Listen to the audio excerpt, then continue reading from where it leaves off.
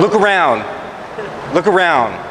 It's Saturday in beautiful Santa Monica, California, and I'm here and we're working. Getting ready to record a podcast, and Kai's here filming, as you can tell, hands-free, there are no strings on me. Kai's gonna ask me some questions. We just decided we want to make a piece of content. I thought this would be a cool place to do it in. So Kai, give me a question. What do you got? Something about the industry. Question, like, what can I offer? I want to provide value. So, like, what's the question? I want to know what's your motivation to make your first feature-length film? Okay, great question. My motivation, I'll tell you, this is a really good story. I was going to school at the Art Institute of Seattle. I was in my last quarter, and about 4 or 5 weeks before graduation was to happen, the dean called me in to meet with him. He and I had a very good relationship, and he told me basically he had fucked up, and I needed one more class in order to officially graduate and get my certificate. And we had met the semester before and planned everything out, you know, to be good. So he's like, well, you can still walk, you know, cap and gown, still walk and graduate with your friends, but you're gonna have to come back and take one more class to officially get the degree.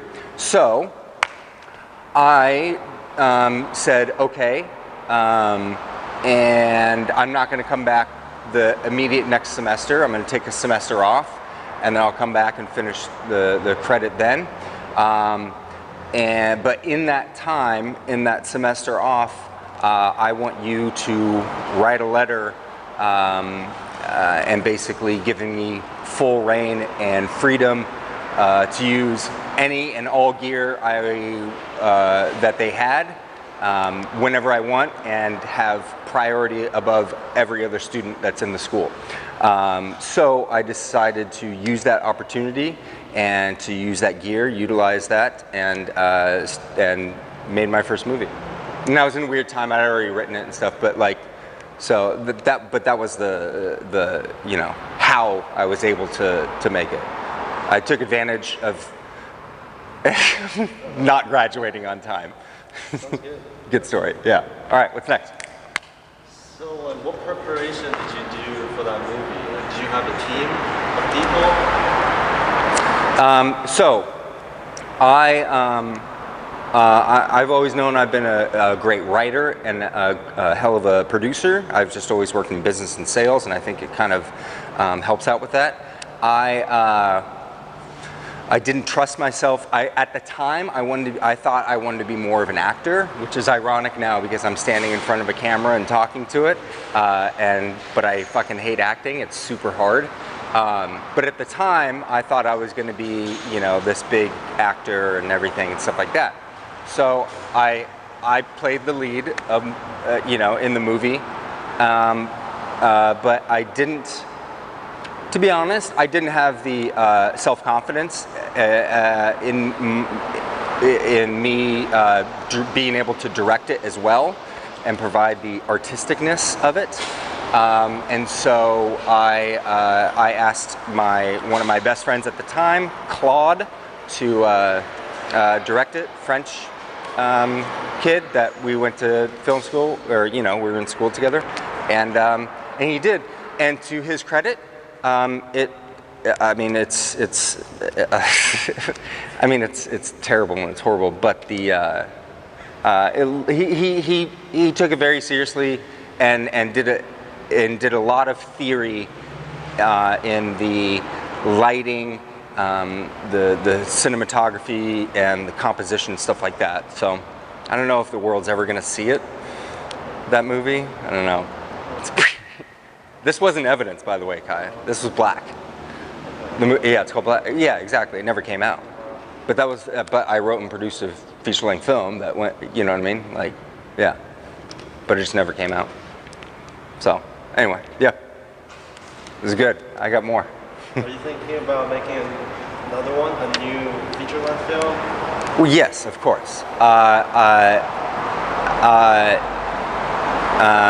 Yeah, now it's just a matter of I'm in a weird position right now with that, because my first 2 films that I made, I did for nothing and just out of pocket, scrapped and whatever, and did that. I'm not really in a position personally to be able to do that in terms of, you know, marriage and kids and you know what I mean? Like back then I didn't have any of that, and so I could just fucking go and work every single day. I'm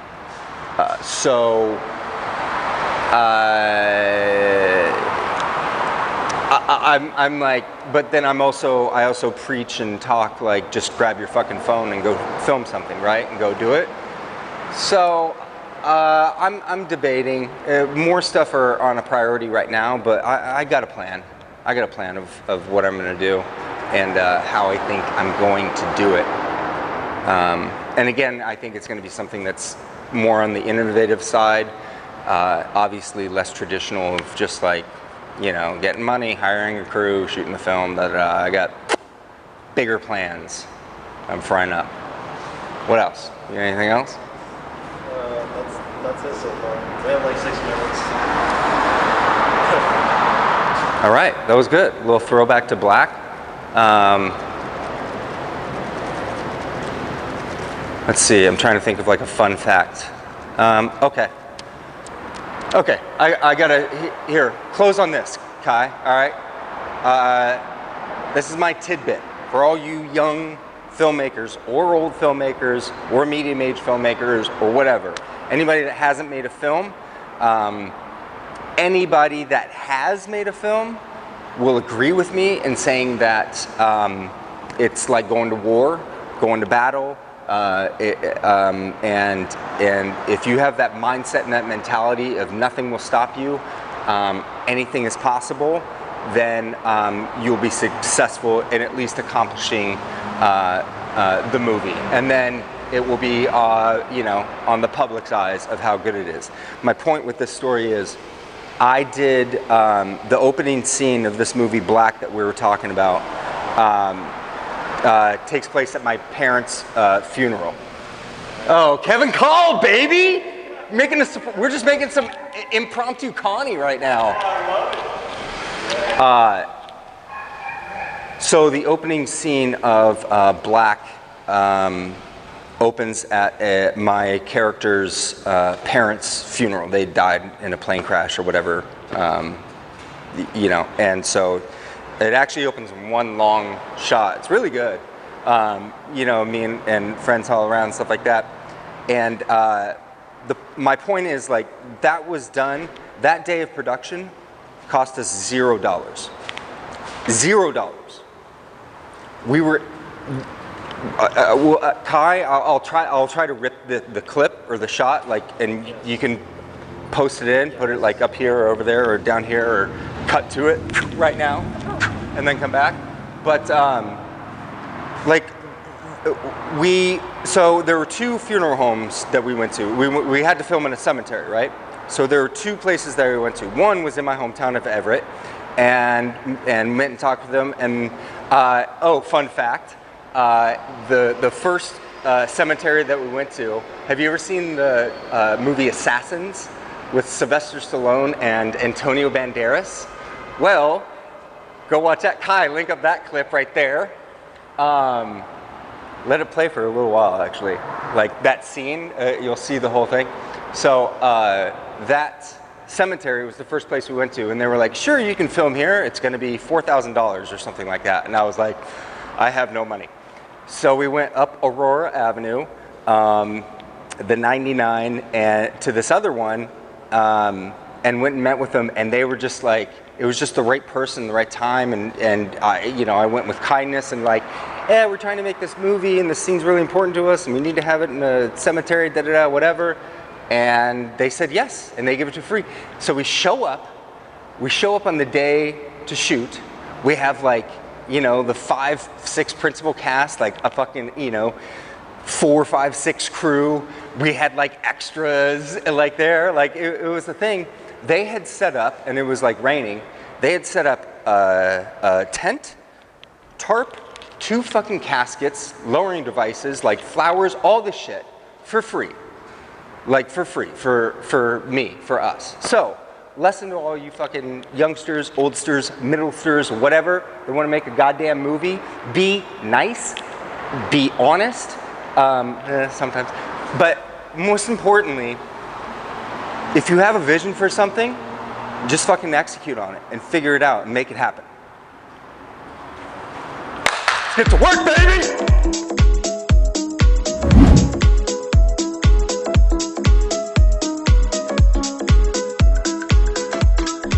You're gonna have to give up. And I fucking fought it. I thought about it. I thought the whole time. By the way, Daniel's telling the story of fucking David, and the story is completely relating to everything that I posted. That whole story, all the pieces were connecting, everything, and it was like, I need to. The world needs to hear a story. That for happiness. Just like like the responsibility, like the responsibility that I was getting, the scope of it was like, holy fuck. Like that's it, like it's gonna change the world. It's gonna change the world. Whatever it is I'm gonna do is gonna change the world. That's what it was telling me. And so I fought it, and I'm like, I'm never gonna see Abby again. I'm never gonna see my son. Fuck, you know what I mean? Like I had a lot of things.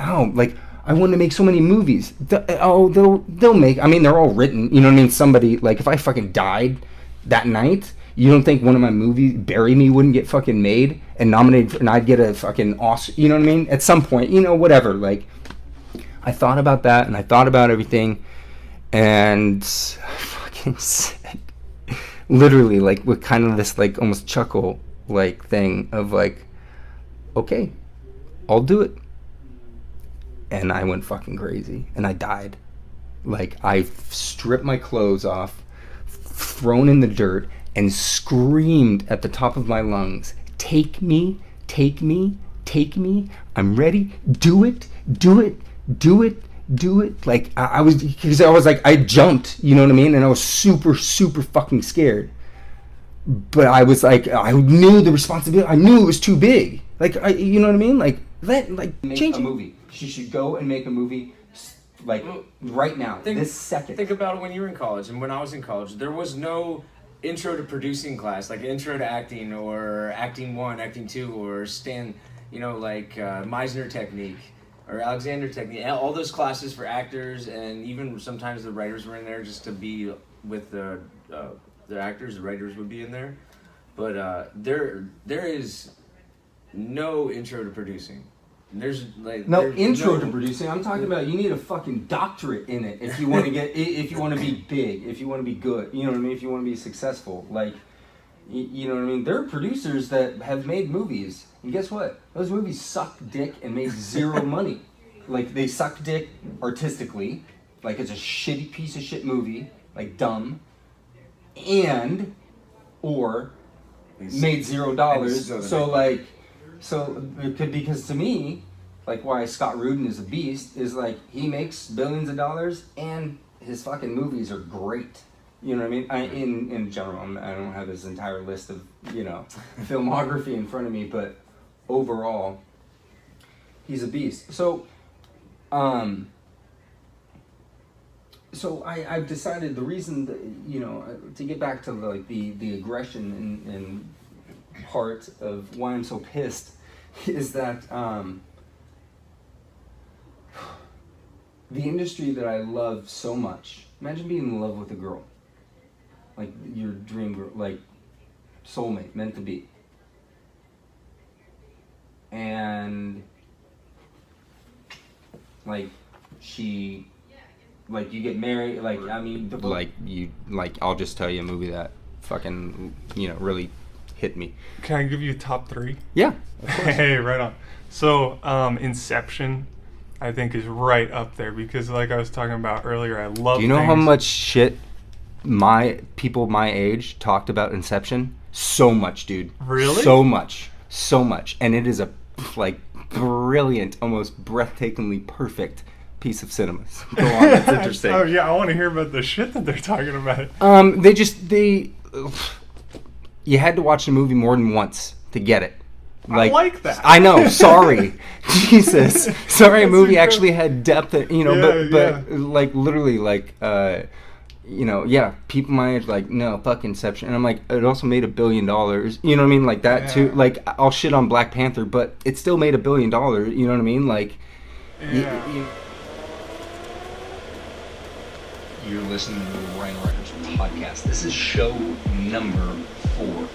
I switched it up from episodes to shows because I think it was getting confusing with my anchor, RynoRyder's podcast, which are all episodes, and up to 42 on there.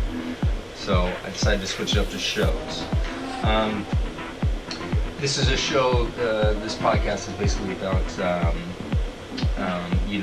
exposing what life is really like being an independent filmmaker living in Los Angeles, tearing down that alluring curtain of Hollywood, and just really talking about the industry and what it is in its current state today and where I see it going. Today's topic is right in line with that. Today's topic is where has story gone.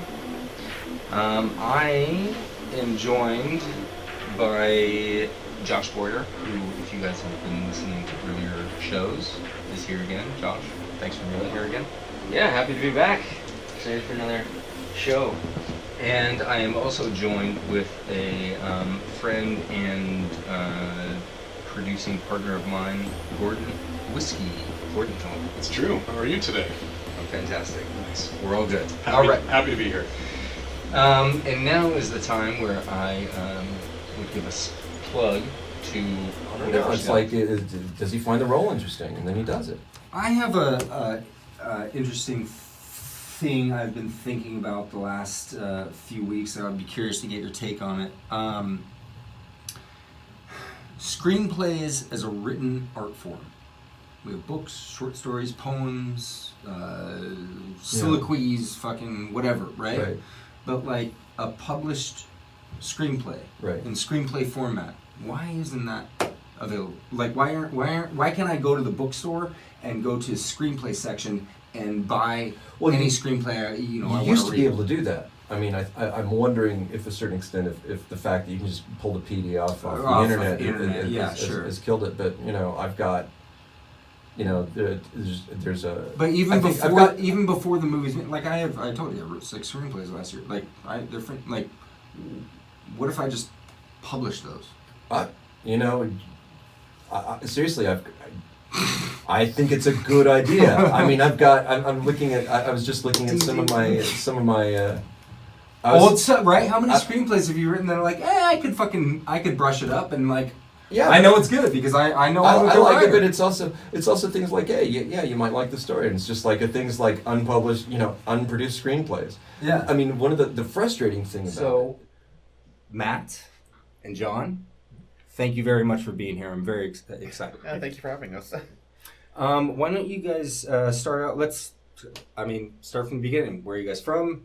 How long you been? When did you move to LA? Give me a little.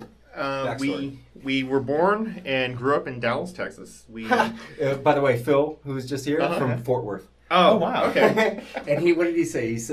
He said Fort Worth is like the pinnacle, where the West meets the pinnacle, and Dallas is where the East starts to demise or something like. I think historically Fort Worth was a gateway to the West. That's anything further east is not the Old West, so you can't say, hey, Cowboys and whatever in Dallas, because technically it wasn't part of the Old West. Yeah. Fort Worth is where it began. That's interesting. I was on court. I was the bad guy. Yeah. Chase the best. Yeah, bad guy. I was playing bad guys. Super passionate. Can I just give you super love right now for anybody watching this? I really fell in love with your creative process, and your So I'm going back to the drug, and I'm totally interrupting, but this is what it's about. For me, it was like a super love fest of just he's beautiful. I love the hair and the look, and I was just like, yes, go, and we did like 5-minute takes and stuff like that. And I was just like, just go. And it was just like, anyway. What I remember is that you had given me a script, and I knew the script, and I, there are not really a lot of lines, obviously, because I'm there and I'm with my. So I'll do the sound effect. Okay. Just don't hit me. Don't hit me. Oh God! Oh, you actually hit me. Oh. That was great. That was so good. You like that, Kev? I just made you look like Rambo. Huh? Dude, I feel like Rambo right now.